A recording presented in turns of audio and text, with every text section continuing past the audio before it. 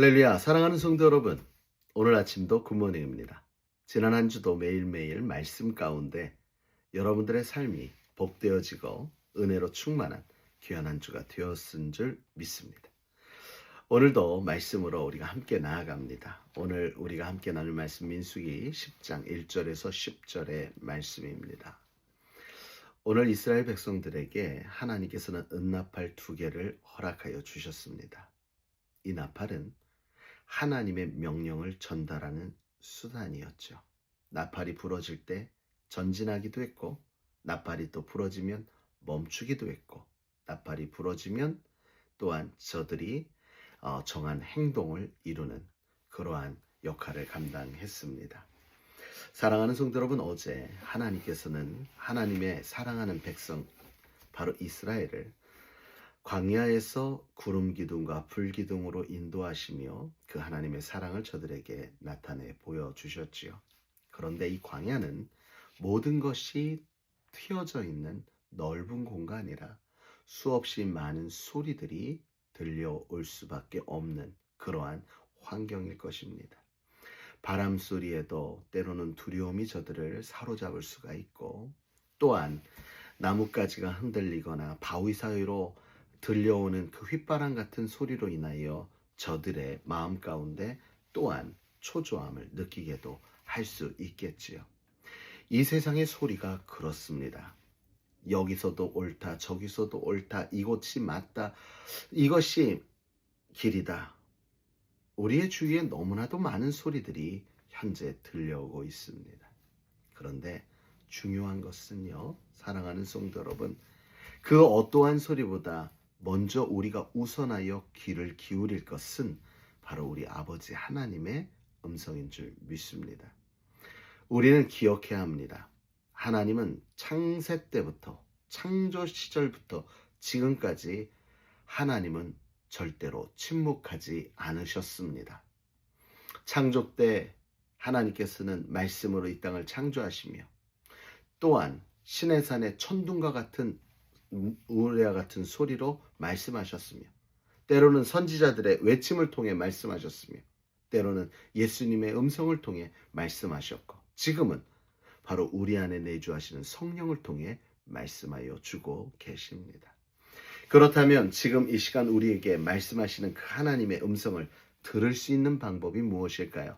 다른 것보다 오늘 이스라엘 백성들에게 은나팔을 허락하셨던 그 하나님이 우리에게는 이 말씀을 허락하여 주셨다는 사실입니다.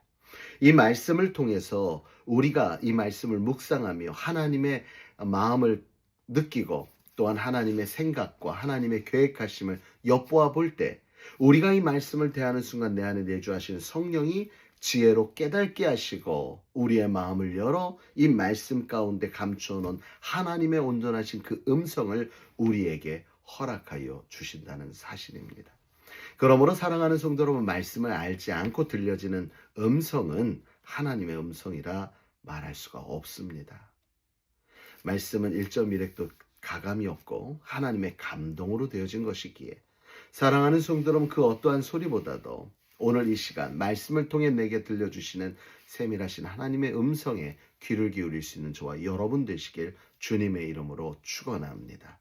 오늘 그 두 나팔이 부러질 때에 이스라엘 백성들은 전진하기도 하고 멈추기도 하고, 때로는 한 그룹이 먼저 나가기도 하고 또한 멈추기도 하고 뒤로 돌아오기도 하는 바로 그러한 역할의 명령의 나팔 소리로 들렸습니다. 이 말씀이 그렇습니다. 때로는 이 말씀이 우리에게 명령으로 다가올 때가 있습니다. 이것은 하라, 이것은 하지 말아라 하는 명령의 음성으로 하나님의 음성이 들려질 때도 있다는 것이지요. 사랑하는 성도 여러분, 그러므로 이 말씀을 따라 우리가 순종하고자 하며 그대로 그 뜻을 따라 살아가고자 하는 사람들이 모일 때, 우리 모두는 각자가 깨닫고 각자가 믿는 주관적 믿음으로 함께 공동체의 신앙생활을 하는 것이 아니라 내가 옳다, 내 말이 참되다가 아닌 내가 아닌 하나님의 말씀을 따라 모여지는 놀라운 은혜가 있게 될 것으로 믿습니다. 여러분, 그렇습니다. 교회 안에 가장 중요한 것은 하나님의 음성을 듣는 것입니다. 하나님의 뜻을 따르는 것입니다. 내 소리가 높아지는 것이 아닙니다.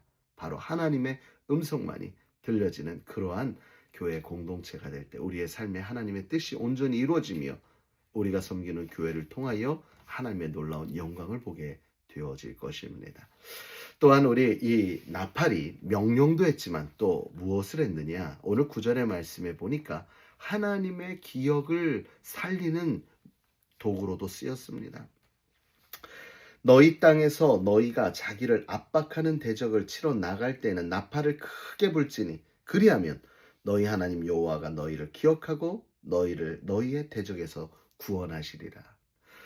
대적을 싸우러 나아갈 때 하나님이 나팔을 불라 하셨습니다. 이것을 불면 하나님께서 우리를 기억하사 우리의 대적을 위해 싸워 주시겠다 말씀하고 있는 거죠. 이 말씀을 통해서 우리가 깨달을 수 있는 건 그것입니다. 말씀이 뭐라고요? 우리에게 하나님의 음성을 들려주는 도구였죠.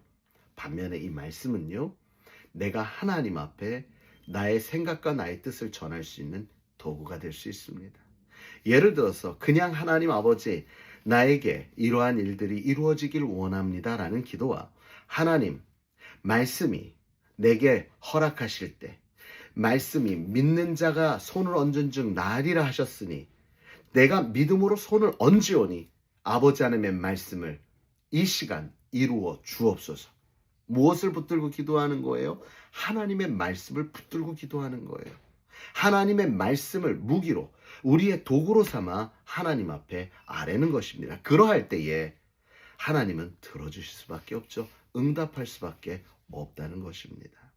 사랑하는 성도 여러분, 이 시대를 살아가며 우리는 소리에 집중해야 됩니다.